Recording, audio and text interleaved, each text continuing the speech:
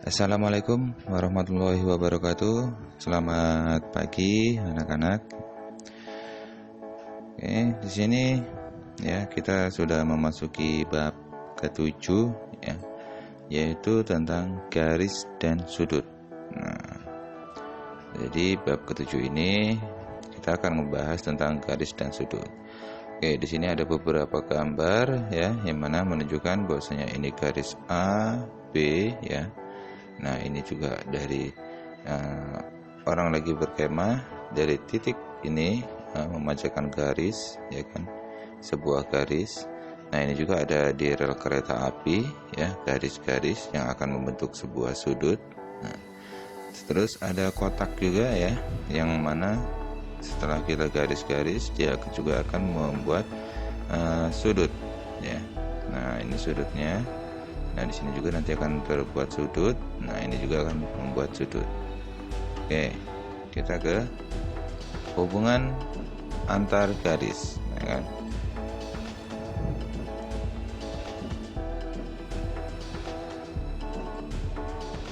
Oke, di pertemuan atau kegiatan 7.1 ya, itu hubungan antar garis, dimana yang A, hubungan antar titik, garis, dan bidang. Nah, jadi sebelum ke garis, kita akan mengenal titik dulu, terus garis, setelah itu bidang. Nah, jadi apa sih hubungannya? Dalam ilmu geometri, ya, terdapat beberapa istilah atau sebutan yang tidak memiliki definisi. Ya, antara lain yaitu titik, garis, dan bidang. Meskipun ketiga istilah tersebut tidak secara formal didefinisikan, sangat penting disepakati tentang arti istilah tersebut. Nah, semuanya ada titik A. Nah, ini titik A ya. Ini titik A. Terus ada gambar seperti ini. Nah, ini kita namakan dengan garis G atau garis RS ya. Ini garis G atau garis RS. Nah, jadi namanya itu maksudnya tidak memiliki definisi, yaitu ya ini. Tapi definisinya di sini adalah garis G ya atau garis RS. Terus ada lagi. Nah, ini contoh titik dalam bidang ya. Nah, ini bidang alfa atau bidang KLM. Jadi titiknya tidak disebutkan. Nah, yang disebutkan bidang alfa atau bidang KLM-nya. Nah, seperti ini titiknya garis G atau garis RS, ya kan, titiknya tidak disebutkan. Jadi garisnya yang disebutkan. Oke, lanjut. Nah, sebuah titik ya hanya dapat ditentukan letaknya, tetapi tidak mempunyai panjang dan lebar. Dalam kurung tidak mempunyai ukuran atau besaran. Tidak dapat digambarkan dengan memakai tanda nokta. Sebuah titik dinotasikan atau diberi nama dengan huruf kapital. Misalnya titik A besar ya, titik B besar, titik C besar, dan sebagainya. Jadi untuk menandakan titik itu dia menggunakan nokta huruf kapital. Adapun garis ya direpresentasikan oleh suatu garis lurus dengan dua tanda panah di setiap ujungnya yang mengidentifikasikan bahwa garis tersebut panjangnya tak terbatas ya. Jadi jika di setiap ujungnya ada tanda kayak tanda panah, berarti garis itu bisa terus ditarik sehingga tak terbatas. Sebuah garis ya dapat dinotasikan dengan huruf kecil, misal garis K, garis L, garis M, garis N, dan sebagainya.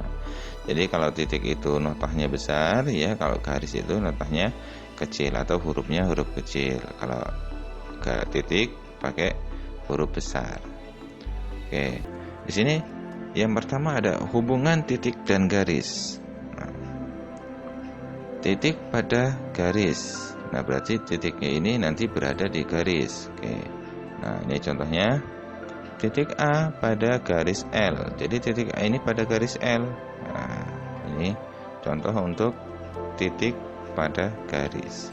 Ada titik di luar garis. Nah, berarti titiknya tidak pas di garis ya, jadi dia ada di luarnya. Titik B di luar garis M. Ini garis M, ini titik B. Oke, lanjut. Hubungan antar titik dan bidang. Nah, titik pada bidang.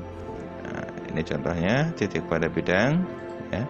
Titiknya ada di dalam bidang alfa ya. Titik C pada bidang alfa. Nah, ada lagi titik di luar bidang. Nah, jadi titik D, nah titik D ini ya di luar bidang beta.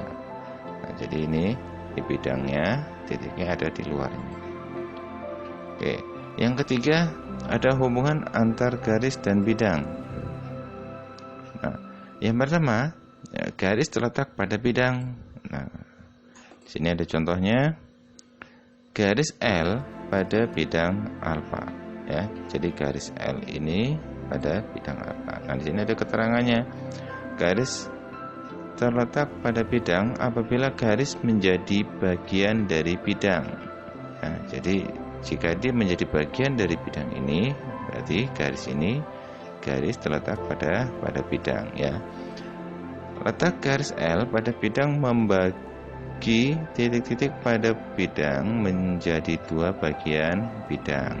Nah, jadi kalau kita tarik ke atas dan tarik ke bawah, nah ini tandanya tak terbatas ya. Jadi bisa membagi dua bidang. Oke, yang kedua adalah titik pada bidang. Nah, titik tidak pada bidang. Nah, jadi ini ada bidang alfa, garis L di luar bidang alfa. Jadi garis L-nya ini adalah di luar bidang. Nah, letak garis di luar bidang apabila garis tidak menjadi bagian dari bidang. Nah, oke. Terus yang ketiga ada garis menembus atau memotong bidang. Ya, kita lihat contohnya. Nah, di sini garis L menembus bidang alfa. Ya, jadi garis L ini garis L-nya. Ya. Jadi ini kita ibaratkan dia menembus di pas tengah ya. Dari titik ini untuk menyamakan bahwasanya garisnya itu masih ada. Oke. Garis menembus atau memotong bidang apabila persekutuan ya antar garis dan bidang adalah sebuah titik. Nah, jadi nanti ada titik A di sini. Nah, untuk menentukan bahwasanya garis ini tembus ke belakang. Oke. Nah, sekarang titik segaris. Nah, titik A dan B terletak pada garis L. Nah, jadi ini titik-titik segaris ya. Di mana titik A dan titik B itu berada di garis L ya. Pada titik A dan titik B dikatakan segaris karena sama-sama terletak pada garis L. Nah, dua titik atau lebih dikatakan segaris jika titik-titik tersebut terletak pada garis yang sama. Nah, jadi ini terletak pada garis yang sama, jadi dinamakan titik segaris. Sedangkan istilah titik-titik segaris bisa disebut dengan koliner, ya. Jadi penyebutannya disebut dengan koliner. Oke. Itu tentang titik-titik segaris. Nah, sekarang ada titik-titik sebidang atau yang nomor 5 ya. Nah, titik C dan D terletak pada bidang beta. Nah, ini titik C dan D terletak pada bidang, berarti di dalam bidang. Dua titik atau lebih dikatakan sebidang jika titik-titik tersebut terletak pada bidang yang sama. Nah, oke, dengan titik C dan D dikatakan sebidang ya, karena sama-sama terletak pada bidang beta. Oke. Sedangkan istilah titik-titik sebidang bisa disebut dengan koplanar ya. Jadi istilahnya kalau titik sebidang itu disebut dengan koplanar. Oke, lanjut.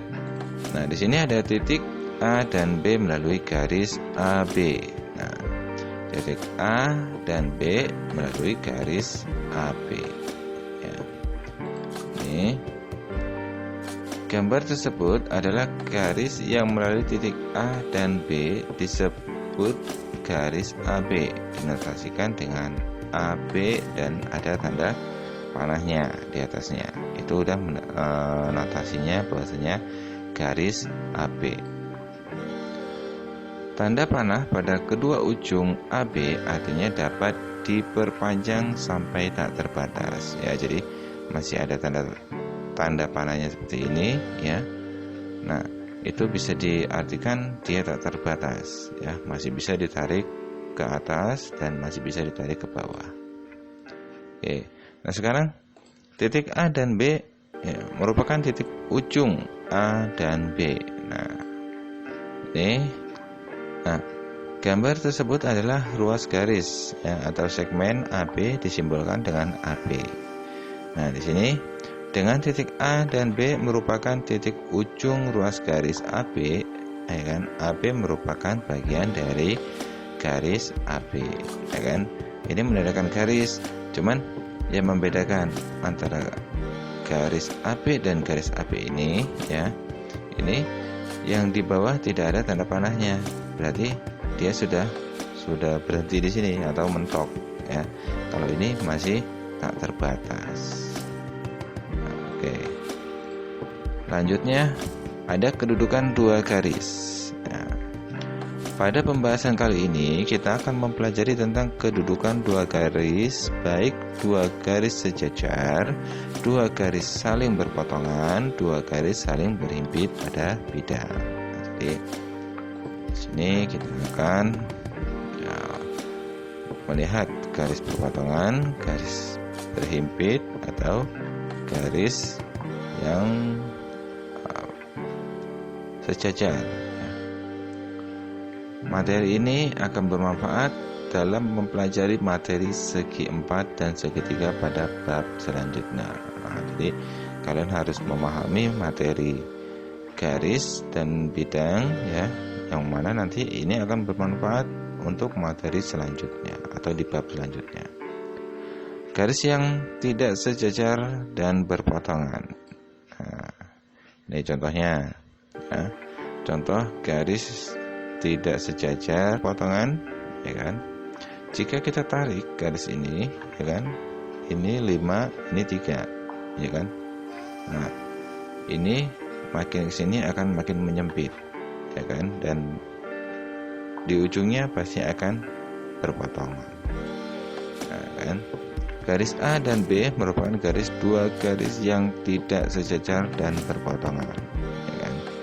Terus ada juga, ya, di sini gambar garis C dan D merupakan dua garis yang tidak sejajar dan berpotongan. Ya. Sekali lagi, ya, jika kita tarik garis ini terus, ya, terus kemari, ini pasti akan berpotongan. Nah, ini kalau kita tarik terus berarti tadinya 1 bisa setengah, bisa 0, ya. Dan ini bisa makin besar, 3, bisa 4, bisa 7, bisa dan seterusnya, ya. Oke. Terus ada lagi garis yang sejajar. Nah, garis yang sejajar, garis E dan F merupakan dua garis yang sejajar, ya. Jika kita lihat nih, ya, jika kita lihat ini angkanya sama, ya kan? Jadi jika garis E kita tarik dan garis F kita tarik, ini tidak akan pernah bertemu. Nah, ini ada contoh juga nih, ya, tentang garis sejajar. Garis G dan H merupakan dua garis yang sejajar, ya kan? Nah, ini kalau kita tarik garis H-nya, ya, terus kita juga tarik garis G-nya, nah ini akan tetap sama, yaitu lebarnya 4 cm. Oke. Terus yang C ada garis yang berhimpit.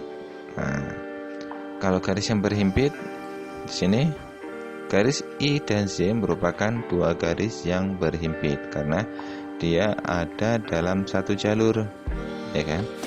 Nah, ini garis I dan garis C ya, ada di satu jalur.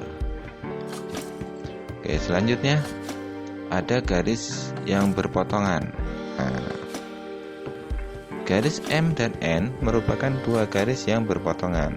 Nah, jadi garis N ya, dan M ini udah jelas ya berpotongan. Ya, kalau kita ibaratkan di sini ada titik A, berarti di sini perpotongannya ada di titik A. Oke, nah ini contoh garis yang berpotongan juga, ya kan? Garis O dan P merupakan dua garis yang berpotongan. Nah, ini P dan O, ya kan? Garis ini berpotongan. Nah, yang E, garis yang berpotongan tegak lurus. Nah, ini ada garis yang berpotongan tapi tegak lurus. Nah, ini contohnya garis Q dan berpotongan tegak lurus. Jadi Q, ya, dia membentuk sudut 90 derajat. Nah, ya. Di sini notasi dari dua garis berpotongan adalah X. Ya, itu untuk notasinya. Terus notasi dari dua garis sejajar adalah ya seperti ini. Ini seperti ini tandanya bahwasanya garis itu sejajar. Terus notasi dari dua garis berpotongan tegak lurus. Nah, nanti kalau ada gambar seperti ini berarti garisnya itu tegak lurus. Terima kasih. Ya, sampai di sini dulu materi kita ya. Mudah-mudahan bermanfaat. Bapak akhiri. Assalamualaikum warahmatullahi wabarakatuh.